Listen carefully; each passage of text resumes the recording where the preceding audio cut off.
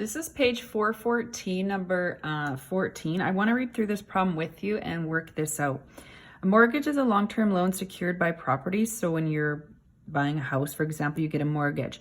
A mortgage with a present value of $250,000 at a 7.4% annual percentage rate requires semi-annual payments of $10,429.01 at the end of every 6 months. So that's why it's semi-annual, that's twice a year. The formula for the present value of the mortgage is given by this formula right here. N is the number of equal periodic payments of R dollars, so the amount you're paying.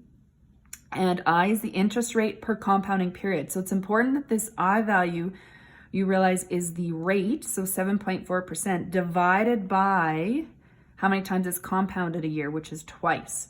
So this I variable has got some work to be done in it. After how many years will the mortgage be completely paid off? So you're going to figure out how many payments you made, and then you can figure out how many years that will take. So I already wrote down the formula on a piece of paper. So I'm just gonna have to move the question now out of the way. Sorry about that. And we're gonna go to take a look. Let me just adjust this here a little bit better for you. This from here. So reading that question again, what you're going to plug in the information that you know. So the present value is the mortgage. It tells you right in the question present value. So that's going to be $250,000.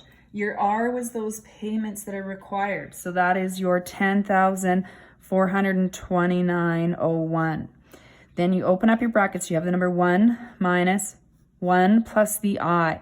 So remember that the I was the number, the percent, so the rate per compounding period. So 7.4% as a decimal is 0.074, and it's compounded twice a year, semi-annually. So you have to divide that by 2. Close the brackets and we still have negative n. You're finding negative n. That's your goal in this question. All of this is divided by I. So once again, I is this 0.074 divided by 2. Now you're going to grab your calculators. Let's simplify some of this up. 250,000 is going to stay there. We'll leave this number out front for now, but within the brackets here, 1 minus. So 0.074 divided by 2. And then you're going to add 1 to it is going to be 1.037, and then the negative n, remember, is to what was in brackets there. So this is to the negative n still. And then dividing this, of course, you're going to get 0.037 again. And now to continue solving, I'm going to clear the fractions. You're going to multiply both sides by the denominator. You can even think about it as cross multiplying. So when you put 250,000 times 0.037 in your calculator, you get 9,250 is equal to 10,429.01. We have 1 minus 1.037 to the negative n. We can't combine that because this has an exponent on it. Okay, our next step is to isolate what we have in brackets here. So we're going to divide off this 10,429.01. 10,429.01. So that's gone. So in your calculators, you're going to put that in there. You can't do any rounding, so I'm just going to make that stand out, that you're going to have that in your calculator like so. So that's going to be minus.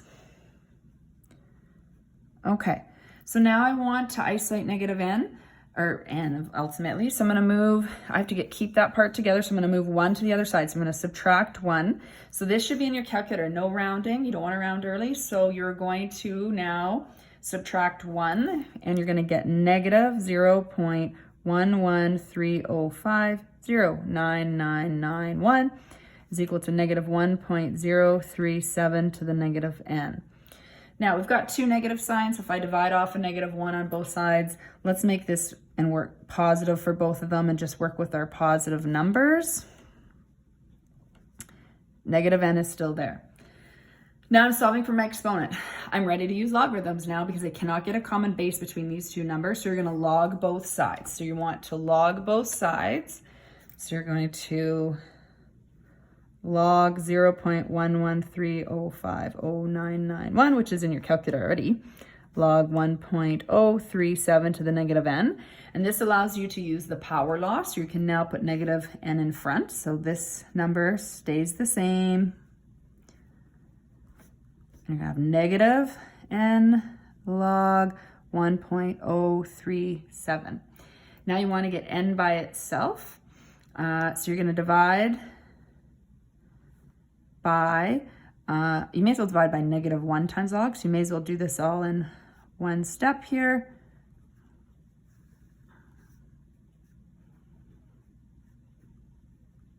If you divided just by the log, you would have negative n, and this would be a negative value, and you would just change the signs after, but you can do this all in one step.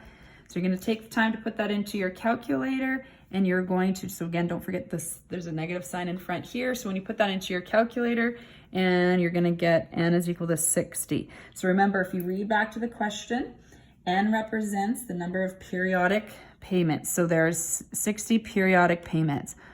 Now, depending on the question, it may just ask there, but this particular example asks for how many years it would take. So if you were making 60 payments and you were doing that twice a year, it would take you 30 years, right? So remember that these are semi-annual payments. So if you have to make 60 of those payments, therefore you're going to divide that by 2. So it's going to be 30 years that this would take you.